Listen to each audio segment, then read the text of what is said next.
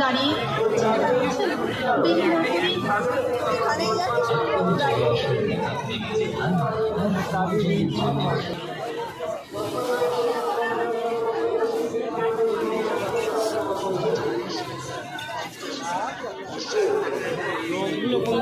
রাত্রিতে কান্না, বিকেলে যা কান্না, এই যে কাজের কান্না।